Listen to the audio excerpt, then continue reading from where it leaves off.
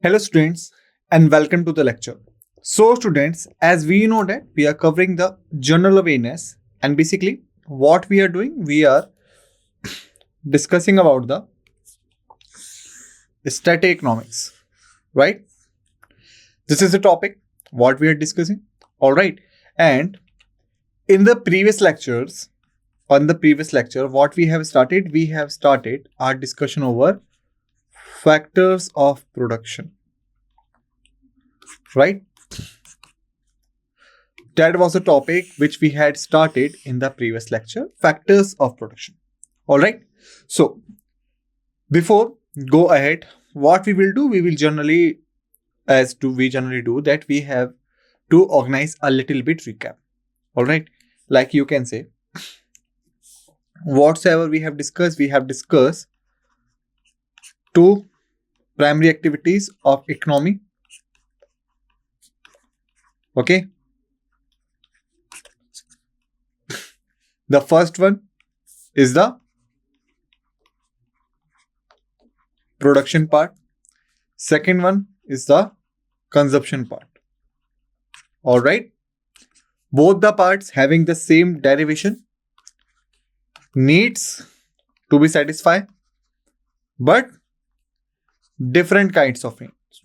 Okay. As we have discussed, production or the producer will require the money as a need, whereas the consumer or the consumption part requires a materialistic thing as a need. Okay. This part is basically requires a money. This part is basically require materialistic thing. Okay. We have seen this. Also, what we have done, we have basically made a proper production chart. Okay. Like raw material, processing, okay, packaging,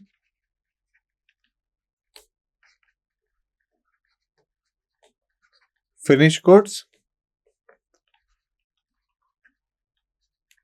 distribution, consumption. Okay. Like started from the raw material, processing, finished goods, distribution, consumption part. This is the cycle you can see here. All right. And that cycle we have discussed in the previous lecture also. Okay. And thereafter, what we have discussed the first factor of production, which was the land. All right. And we have seen that not only the land is considered as a factor of production, but also the resources find on the land or find below the land is the part of the resources. Okay. On the land is the forest. Okay. Beneath the land is the minerals.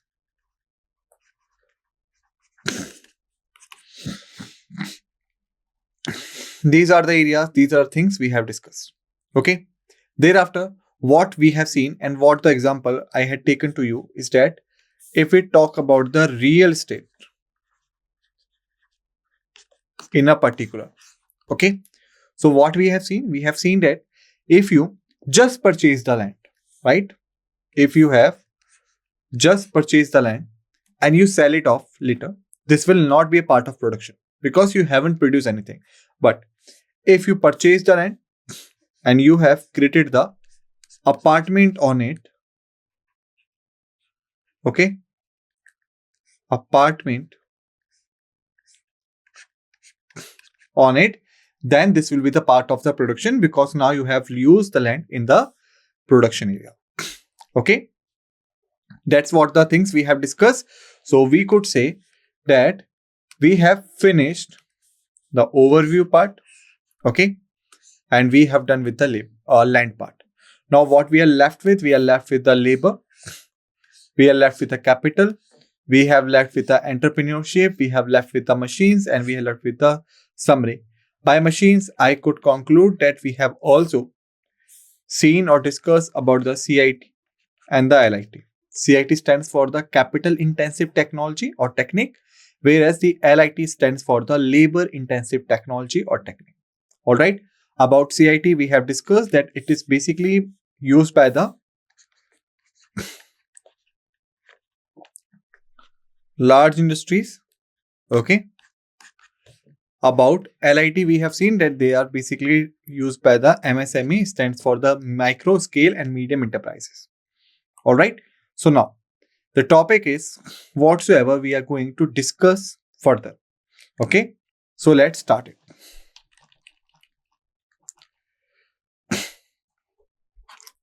So basically, right now, what we are going to discuss the labor part. Okay. Labor. So generally, when this term labor strikes in our minds, what we assume the labor generally we do. Okay. So labor is not that kind of job. Okay. Basically, when we talk about the labor in economics particularly, we are talking about the working population, and also we call them as a workforce. Okay. So when I say that we are talking about the labor, we are talking about this area. Okay. Now the question is, what do we mean by the workforce?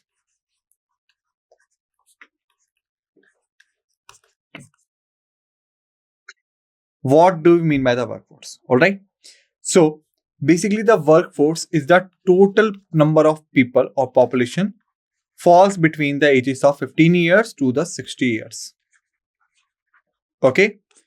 The people who falls under this category, they are the part of the workforce. All right. Means these people could be employed for the production purposes and the production of goods and services. Now, most of you will see that 15 years, the legitimate age of work is the 18 years. Below the 18 years, a child could not be employed as per the Child Labor Prohibition Act. All right. But this is the legal part.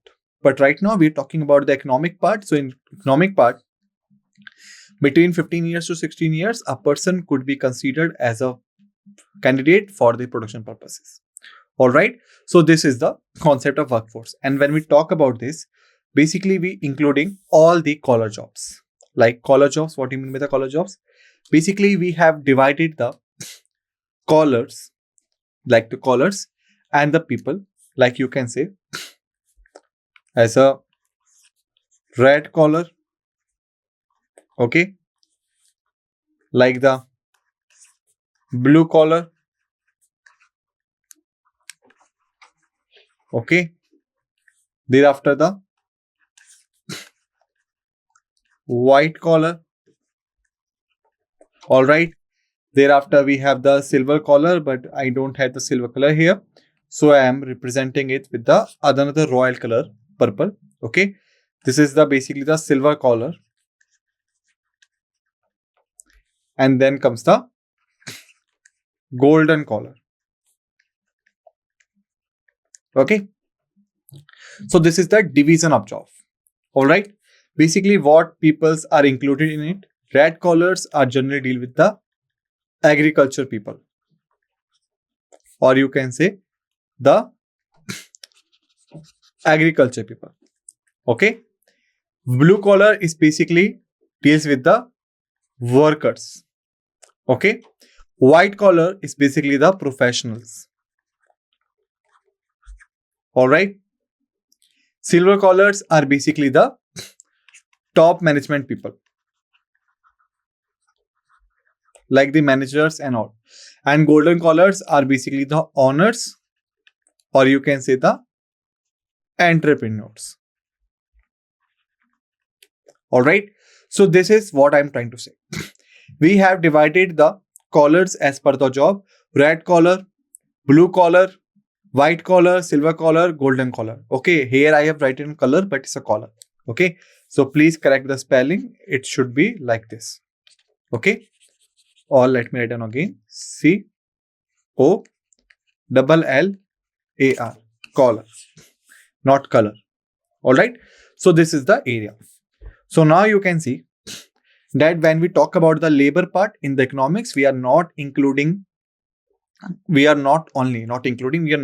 talking about the labor as we assume it in general sense. Basically, we're talking about the workforce which falls under the 15 years to 16 years. And this could be include all the collar jobs like the red collar for the agriculture workers, blue collar for the workers, white collar for the professionals, silver collar, the top management, and the golden collar, the owners and the entrepreneurs. All right. So, got it? Now let's move forward. By definition, labor represents the human effort, both physical and mental, that is dedicated to producing goods and services. It encompasses the skill, knowledge, and expertise of individuals. All right, this is the labor. Like I have shown you, red collar job, blue collar job, white collar job, silver collar job, golden collar job. All right, all these peoples having their significant portion by going to the physical labor or by going to the mental labor. All right, like if we talk about the agriculture people, if we talk about the blue collar people, all right, these are the workers and the farmers. They are more in the physical efforts. All right, but when we talk about the rest, like the white collar, like the silver collar, like the golden collar, these people are not as much as the physical ones, but they having the mental labor or mental pressure because they are the planners, they are the executors, right?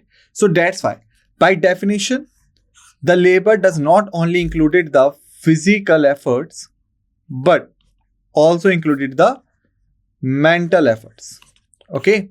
So when we're talking about the labor, then basically we are representing the human efforts. Okay. And we encompasses the skills, the knowledge, and the expertise of the individuals. Got it? Now, what is their role? Labor is crucial for transforming raw materials and inputs into the finished products, includes all forms of work from manual labor in factories to intellectual work done by the professional like the doctors, engineers, and the teachers. All right, that's what we have just discussed. Now, after labor, what we have the capital part.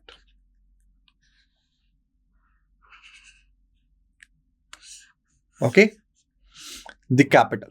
What do you mean by the capital? Basically, when we talk about the capital, we are generally indicating the asset. Okay, and what is asset? Asset could be anything. Okay, tangible,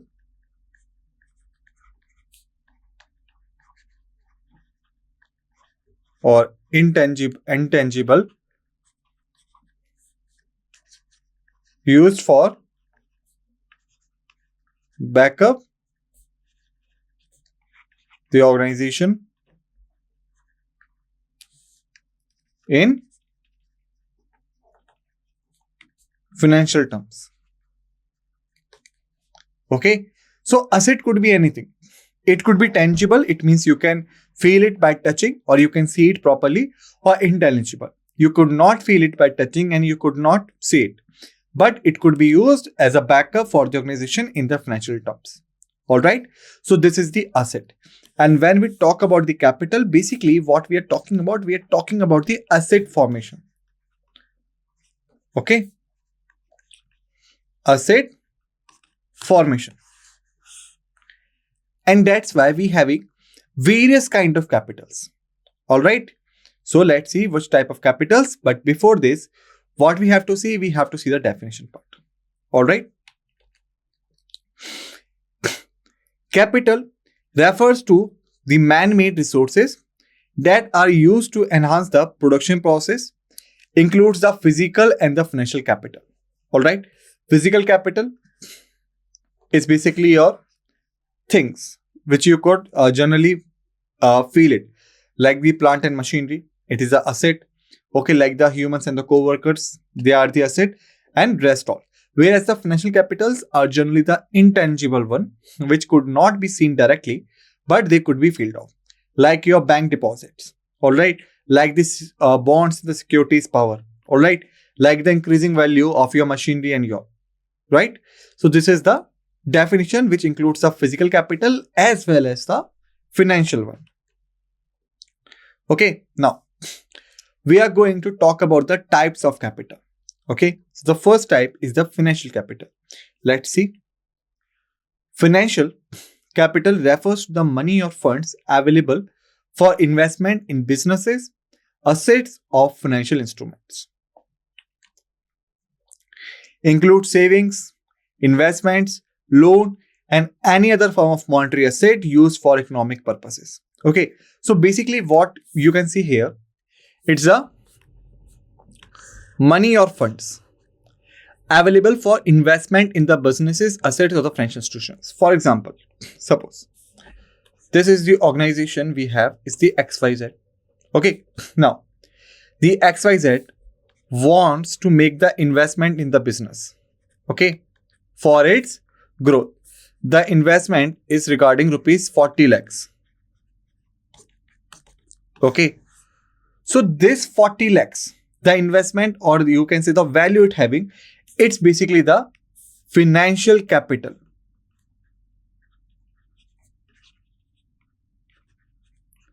Because right now it's an asset. Okay, they could use it for various purposes, like to expand the business, okay, like to purchase plant and machinery.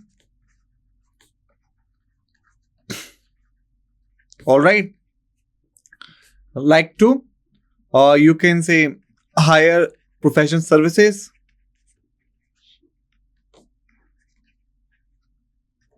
Okay, like to invest in another business. All right, like you can say the availability of that particular 40 lakhs fund is the asset creation for them, right?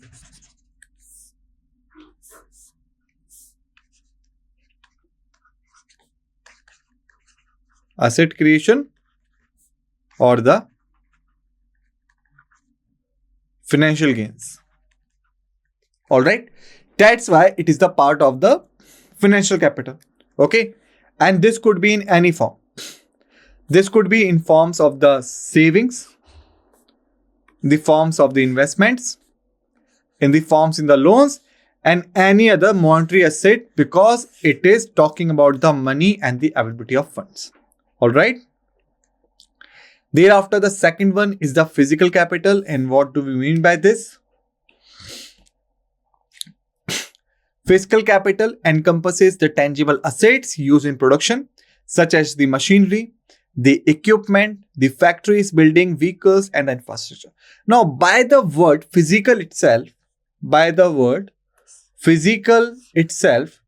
you could conclude it that this is a tangible thing. It means that you could easily see it, you could easily touch it, you could easily feel it, right? Like your machinery, like your equipment, like the factory around you, like the buildings, vehicle, infrastructure. These all are the assets. These all are the capital, because many people, like I have seen many people call it as a liability. Why the liability? Because when you purchase something, suppose you have purchased the plant and machinery, you have to pay for its services, like you have to maintain its services. Okay. Thereafter, there is a continuous depreciation in their values. Okay. For example, if you have purchased a machine for rupees 1 lakh. Okay. So after 1 year, it will be cost you around rupees 50,000 or nearby it. Why? What's the reason? Because there is a continuous depreciation on it, right? So many people call it as a liability. But why we here consider them, they people are not wrong, I'm saying this, but why we are considering them as an asset? Because right now, because of this machine, we could produce the units that could be used to sell out in the market and will inflow the income. All right. So here, the use of machinery, the equipment. These are not for the depreciation part, but all their involvement in the production of the goods and services. All right. Similarly, if you're having the factories and buildings, you have to paint them, you have to maintain them, you have to pay the electricity bills. So all these kind of things here. So they are liability as well as the capital. Okay, liability because you have to pay for their services, you have to bear the depreciation on it, but they are the asset and capital because they could be used in the production. Also known as the real capital and plays a crucial role in enhancing productivity. Okay, so when the question asks you that the real capital is what, then remember it is a tangible asset. Okay, because it's just another name of which? Another name of physical capital, right? Okay, now goes ahead. Thereafter, we have the human capital. Human capital represents the skill, knowledge, education, experience, and training possessed by the individuals. It is an essential factor in the production process, as well as educated and skilled worker can significantly impact economic growth and innovation. Now you can see like the plant and machinery, okay, like factories, buildings, and whatever the things you have, all of them are maintained or running by the human beings, right? The human beings are behind the management of all these kind of things, right? So they are the most important capital. Why? Because the more efficient labor you have, the more efficient the production will be. The less efficient labor you have, the less efficient production will be. All right. So their role in the production line is very, very important because their efficiency directly affects the output. All right. So that's why human capital is one of the most important capital. Thereafter, what we have the cultural capital. What do you mean by this? Let's see. Cultural capital represents the cultural knowledge, values, norms, and traditions of society or the community. Can influence the economic activities, especially in fields such as the arts, entertainment, and tourism. Like if we talk about these areas, okay, then these areas are basically for the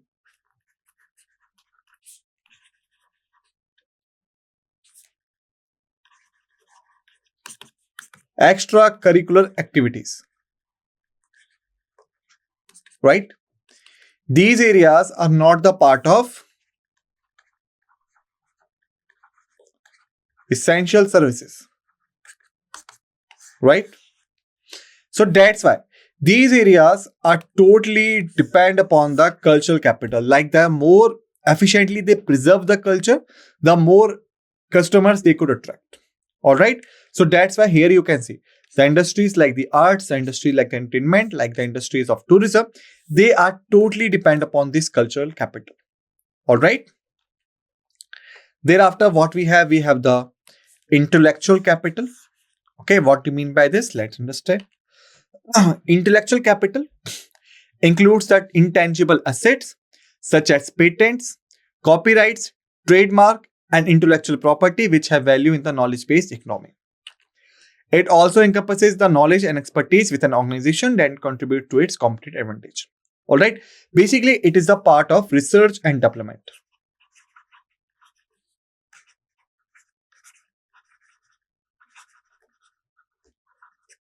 Okay.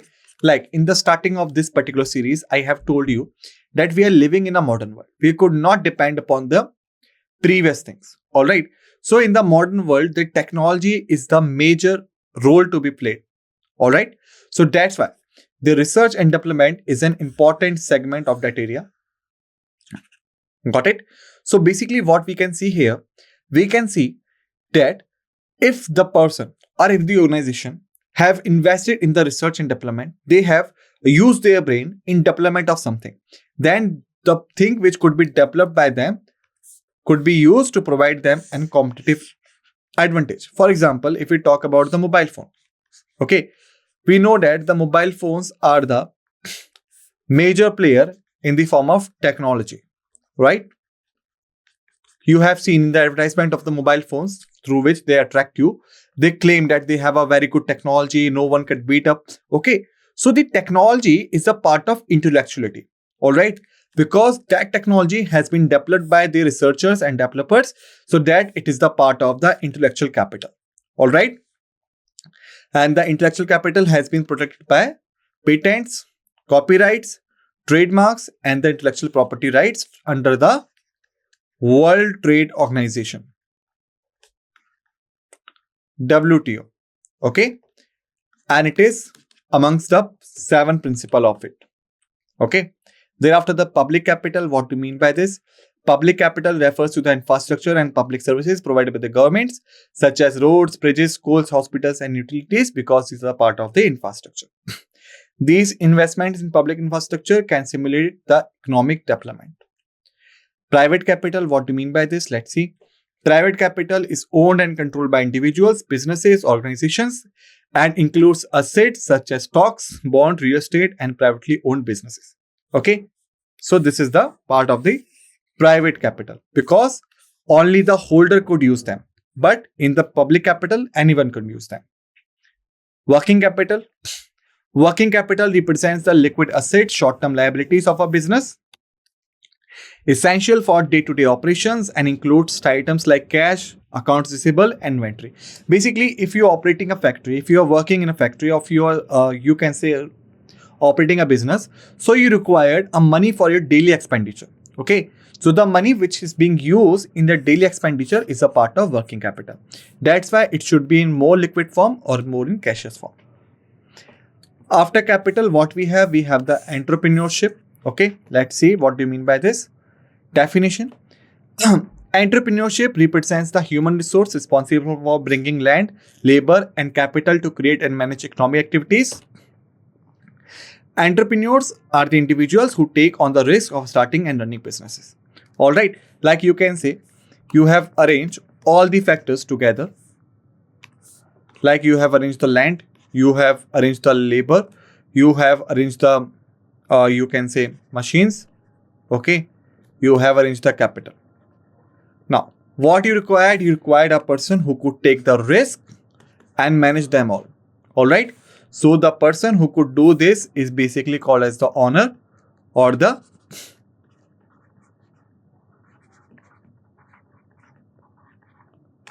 entrepreneur.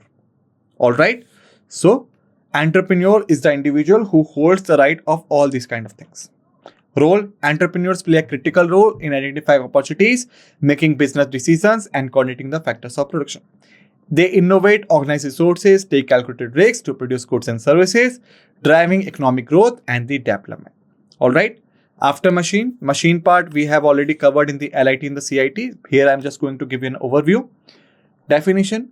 Machines are a subset of physical capital and refer to the mechanical devices, equipment, or tools that are used in production. They can range from simple tools like the hammers and drills to complex machinery like computers and manufacturing robots. Their role. Machines are employed to automate and streamline production process, increasing efficiency and productivity. They are especially important in modern manufacturing and technology-driven industries because, as I've told you, we are now in the competitive world. Now, the summary part. In summary, we can say that the land, labor, capital, entrepreneurship, and machines are essential components of the production process in the economics. They work in conjunction to create goods and services with each other, contributing its unique attributes and the capital or capabilities.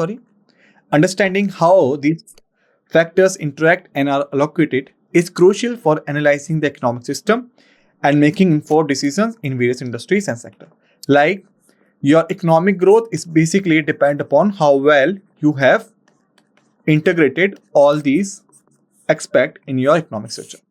So students, with this note, we have finished this lecture. Okay. So we will meet in another lecture. Till then, just revise all the facts and figures we have discussed in this lecture and be ready for the lecture. With this note, we end this lecture and say thank you.